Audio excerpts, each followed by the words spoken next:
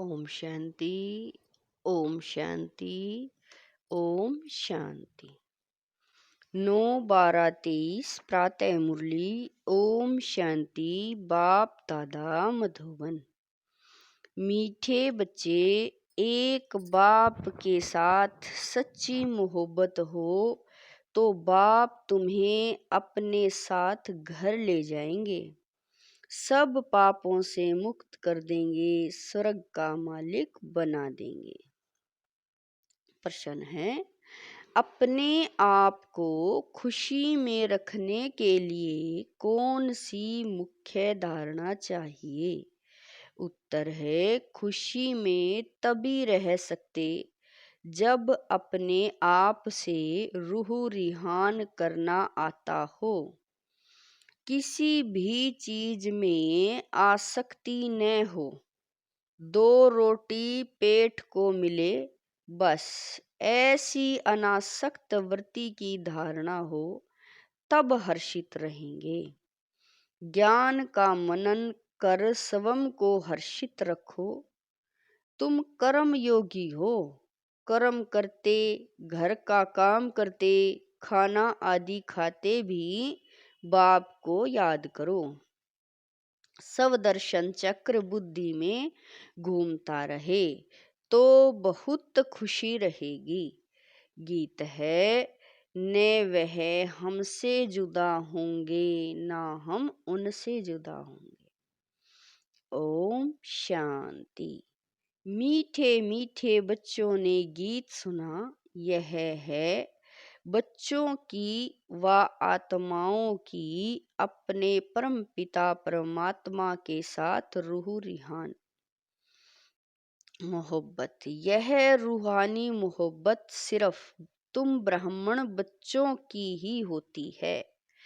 तुम अपने को आत्मा निश्चय करते हो, परंतु जब कहते हैं कि आत्मा सो परमात्मा, तो आत्मा किसके साथ मोहब्बत रखे? मोहब्बत होती है बच्चों की बाप के साथ। बाप की मोहब्बत नहीं होती।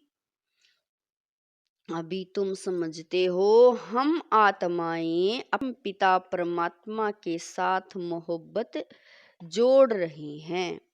यह मोहब्बत ही तुमको साथ ले जाती है।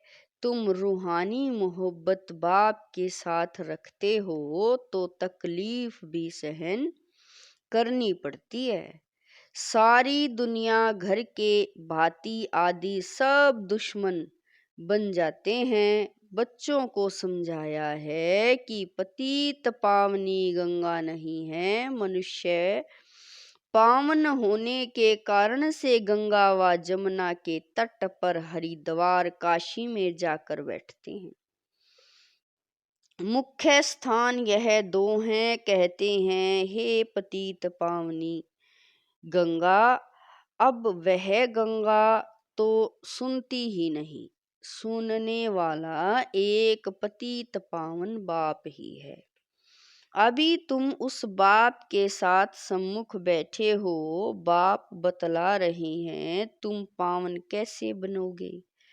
पानी की गंगा थोड़ा ही कहती है, माँ में कम याद करने से तुम्हारे विक्रम विनाश होंगे। बाप कहते हैं, मैं प्रतिज्ञा करता हूँ, अगर तुम मुझ बाप को याद करेंगे तो तुम्हारे विक्रम विनाश होंगे। गारंटी देते हैं। गंगा तो गारंटी दे न सके। जैसे मनुष्य रावण को वर्ष वर्ष जलाते आए हैं, परंतु रावण मरता ही नहीं है, वैसे गंगा में स्नान भी जन्म जन्मांतर करते आए हैं, परंतु पतित से पावन कोई बनते ही नहीं।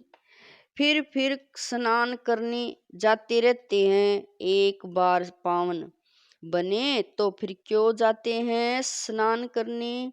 कितने मेले लगते हैं, उनको कोई आत्मा परमात्मा का संगम नहीं कहेंगे। भक्ति मार्ग में भीड़ लगती है मेले पर। अभी तुम बाप के साथ बुद्धि योग लगाते हो। तुम जानते हो हम आत्माएं आशिक बनी हैं, आत्मा ही भगवान को याद करती है शरीर द्वारा। बाप कहते हैं मैं भी इस शरीर द्वारा तुमको पढ़ा रहा हूँ, इसीलिए हमेशा बाबा को याद करते रहो। बाबा कहने से स्वर्ग जरूर याद आएगा और अपना मुक्ति धाम घर भी याद आएगा। मुक्ति को निर्वाण धाम भी कहते हैं। यह है साकारी दुनिया। जब तक आत्माएं यहाँ न आए तो साकारी दुनिया कैसे बढ़े। आत्माएं निराकारी दुनिया से आती हैं, मनुष्य सृष्टि बढ़ती जाती है। कोई समझते हैं नेचुरल बढ़ती रहती है, तुम जानते हो आत्माएं यहाँ आती हैं, वृद्धि को पाती रहती हैं। बच्चों को मालूम हुआ है कि स्वीट होम शांति धाम है। शांति को बहुत लोग पसंद करते हैं, तुम जानते हो शांति धाम तो हमारा स्वीट गॉड फादरली होम है।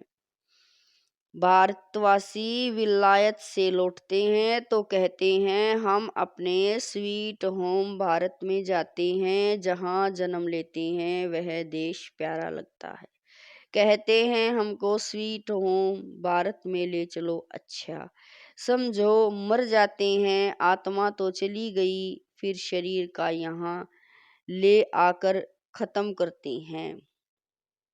समझते हैं भारत की मिट्टी भारत में ही जाए। नेहरू ने शरीर छोड़ा तो उनकी राख देखो कहाँ कहाँ ले गई, खेतों में गिराई। समझते हैं खेती अच्छी होगी, परंतु हर चीज को वह कितना भी मान दे पुरानी तो बहुत होनी ही है।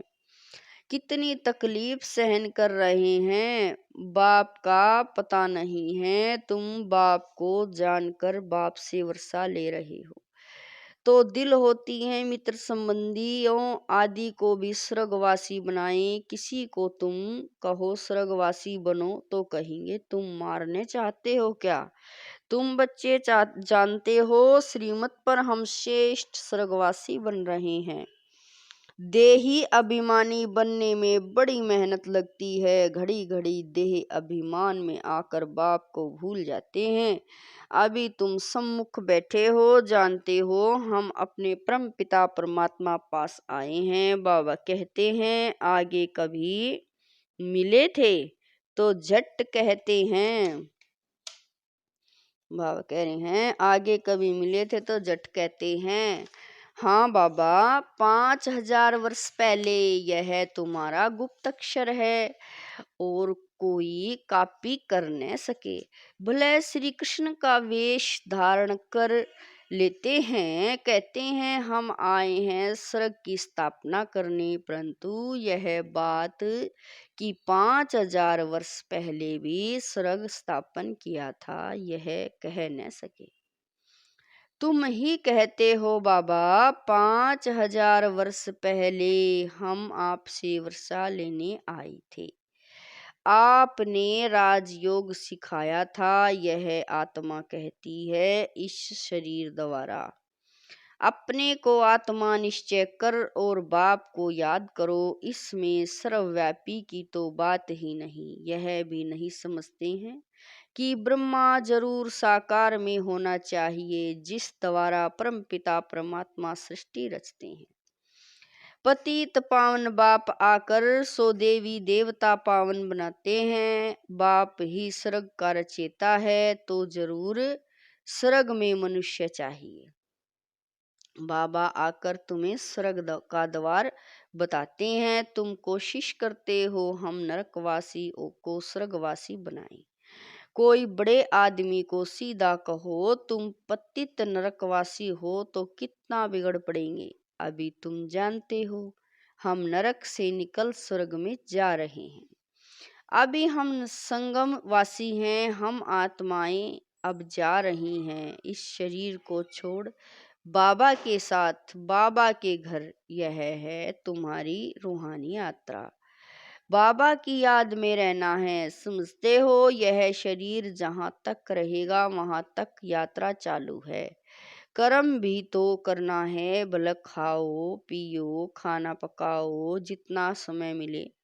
बाप को जरूर याद करना है। दफ्तर में बैठते हो, देखो फुर्सत है तो बाबा की याद में बैठ जाओ। बहुत कमाई है, ट्रेन में सफर करते हो, उस समय तो कोई काम नहीं रहता, बैठे हुए बाबा को याद करते रहो। अभी हम बाबा के पास जाते हैं, बाबा परम धाम से हमको लेने लिए आया है। अच्छा, शाम को घर का खाना आदि पकाते हो तो भी एक दो को याद दिलाओ। आओ हम अपने बाप की याद में बैठे, पॉइंट भी एक दो को सुनाओ। हम सब दर्शन चक्रधारी हैं। बाबा कहते हैं तुम लाइट हाउस भी हो, रास्ता बतलाते हो, उठते बैठते चलते तुम लाइट हाउस हो। एक आँख में मुक्ति, एक आँख में जीवन मुक्ति, स्वर्ग यहाँ है, अभी नहीं है, अब तो नरक है। बाबा फिर से स्वर्ग स्थापन कर रहे हैं। बाप कहते हैं हम तुमको बहुत गुलगुल बनाते हैं, फिर तुम जाकर महारानी पटरानी बनेंगे। खद्दर की रानी नहीं बनना, तुम्हें 16 कला संपन्न बनना है, न कि 14 कला। श्री कृष्ण 16 कला था। तुम बच्चियां कितने व्रत नेम आदि रखती हो, 7 रोज निर्जल रहती थी, कितनी मेहनत करती थी, परंतु श्री कृष्णपुरी में जा न सके। अभी तुम कृष्णपुरी स्वर्ग में प्रैक्टिकल में जाने लिए पुरुषार्थ कर रहे हो। श्री कृष्ण को द्वापर में ले जाने से स्वर्ग का किसी को पता नहीं पड़ता। वास्तव में 7 रोज का अर्थ क्या है सो तुम अभी जानते हो।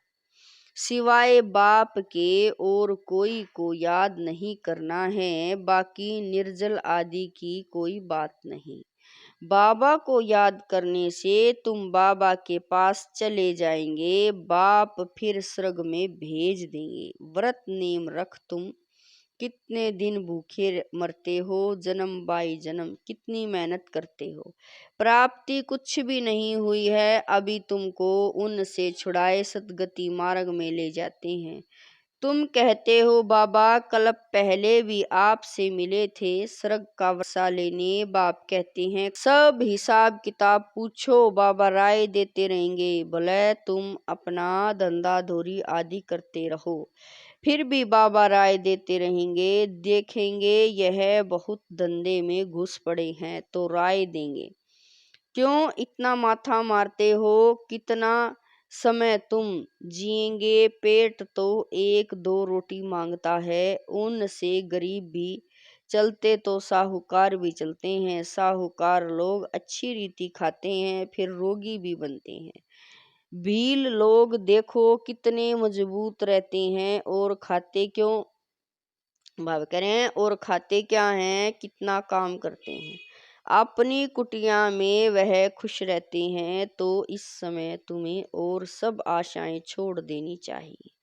2 रोटी मिली, पेट भरा, बस बाप को याद करना है। तुम हो रूहानी बच्चे, परम पिता परमात्मा माशूक के आशिक बने हो। जितना बाबा को याद करेंगे उतना विक्रम विनाश होंगे, और जिसको याद करते हो उनसे जाए मिलेंगे। कई चाहते हैं साक्षात्कार हो, यह हो।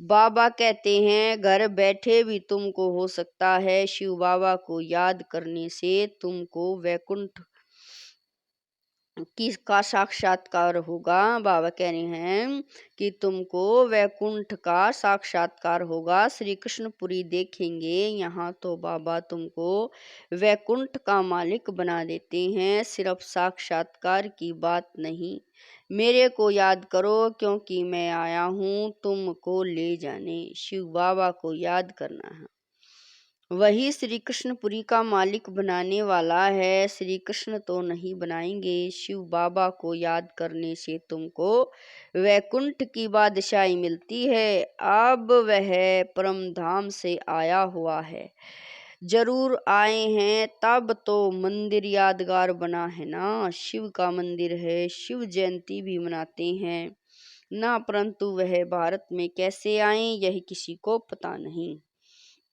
श्री कृष्ण के तन में तो नहीं आते।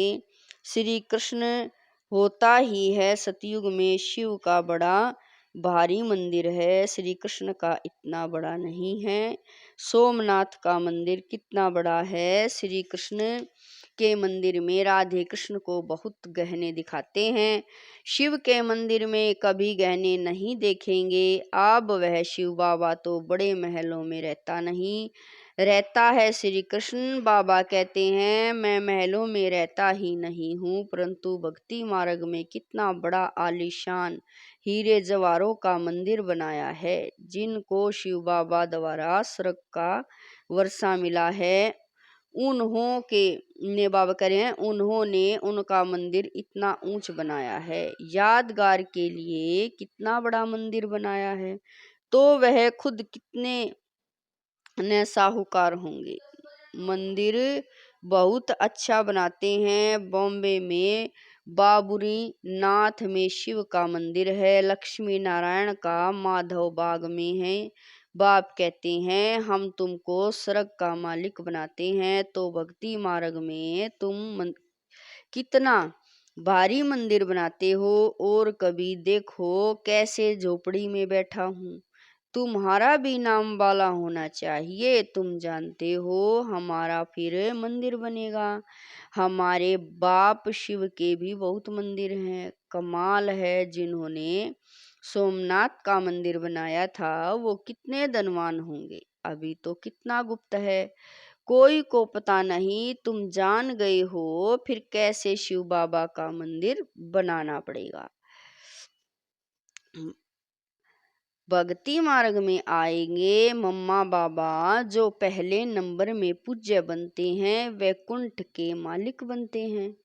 फिर पहले पहले पुजारी बन मालिक भी उनको ही बनना है, तो दिल में कहेंगे ना हम ही पुजारी बन मंदिर बनाएंगे। ऐसी ऐसी बातों में रमण करने से फिर यह पुरानी दुनिया भूल जाएगी। आपस में भी ऐसी ऐसी बातें करनी चाहिए, तो तुमको खुशी बहुत रहेगी। अपने से रूह रिहान करो, सुप्रीम रूह बैठ तुम्हारी रूह को रिझाते हैं, इस ज्ञान से हर्षित बनाते हैं। तुम कहते हो हम कल्प बाद फिर से आए हैं, अनेक बार बाप से मिले हैं, वर्षा पाया है। ऐसे ऐसे आपस में बातें करनी चाहिए। फिर तुम कर्म योगी भी हो, भले घर में खाना आदि पकाओ, खुशी रहेगी। तुम 84 जन्मों की हिस्ट्री ज्योग्राफी को जानते हो। हम अभी ब्राह्मण बने हैं, फिर देवता बन जाएंगे, पुजारी से पूज्य बनेंगे, फिर महल आदि बनाएंगे। अपनी ही हिस्ट्री ज्योग्राफी सुनाते रहो। हमारी हिस्ट्री ज्योग्राफी चक्र कैसे लगाती है, इसको ही सुदर्शन चक्रधारी कहा जाता है। तुम तीनों लोकों को जानने वाले हो, ज्ञान का नेत्र तुम्हारा खुला है। यह चक्र याद से तुमको बड़ी खुशी रहनी चाहिए। बाप को भी खुशी रहती है। अभी तुम सेवा में उपस्थित हो, तुम सेवाधारियों के लिए फिर बाद में भक्ति मार्ग में बनेंगे। बाबा कह रहे हैं तुम सेवाधारियों के मंदिर फिर बाद में भक्ति मार्ग में बनेंगे। अभी मैं तुम बच्चों की सर्विस में आया हूँ, तुमको स्वर्ग का पूरा वर्षा देने आया हूँ। जितना जो पुरुषार्थ करेंगे उस अनुसार स्वर्ग के मालिक बनेंगे। अच्छा, मीठे मीठे शकील दे बच्चों प्रति माता पिता बाप दादा का याद प्यार और गुड मॉर्निंग। रूहानी बाप की रूहानी बच्चों को नमस्ते। हम रूहानी बच्चों की रूहानी माता पिता बाप दादा को दिलवा जान शिकवा प्रेम से याद प्यार गुड मॉर्निंग नमस्ते। ओम शांति। मेरे बाबा मीठे बाबा प्यारे बाबा, लाख लाख शुक्रिया मेरे बाबा। वाह मेरे बाबा, वाह मेरा भाग्य, वाह ड्रामा। धारणा के लिए मुख्य सार है। नंबर 1, चलते फिरते लाइट हाउस बन सभी को रास्ता बताना है। सब आशाएं छोड़ एक बाप की याद में रहना है। बाप से राय लेते रहना है। नंबर 2, ज्ञान की बातों में ही रमण करना है। अपने आप से बातें करनी है। स्वदर्शन चक्र फिराते सदा हर्षित रहना है। वरदान है, योग की धूप में आंसुओं की टंकी को सुखाकर रोना प्रूफ बनने वाले सुख स्वरूप भवै। वरदान है, योग की धूप में आंसुओं की टंकी को सुखाकर रोना प्रूफ बनने वाले सुख स्वरूप भवै। कई बच्चे कहते हैं कि फलाना दुख देता है इसीलिए रोना आता है, लेकिन वह देते हैं, आप लेते क्यों हो? उनका काम है देना, आप तो लो ही नहीं। परमात्मा के बच्चे कभी रो नहीं सकते। रोना बंद। न आंखों का रोना न मन का रोना। जहाँ खुशी होगी वहाँ रोना नहीं होगा। खुशी व प्यार के आंसू को रोना नहीं कहा जाता। तो योग की धूप में आंसुओं की टंकी को सुखा दो। विघ्नों को खेल समझो तो सुख स्वरूप बन जाएंगे। स्लोगन है, साक्षी रहकर पार्ट बजाने का अभ्यास हो तो टेंशन से परेश होते अटेंशन में रहेंगे। स्लोगन है, साक्षी रहकर पार्ट बजाने का अभ्यास हो तो टेंशन से स्वतः परे अटेंशन में रहेंगे। ओम शांति।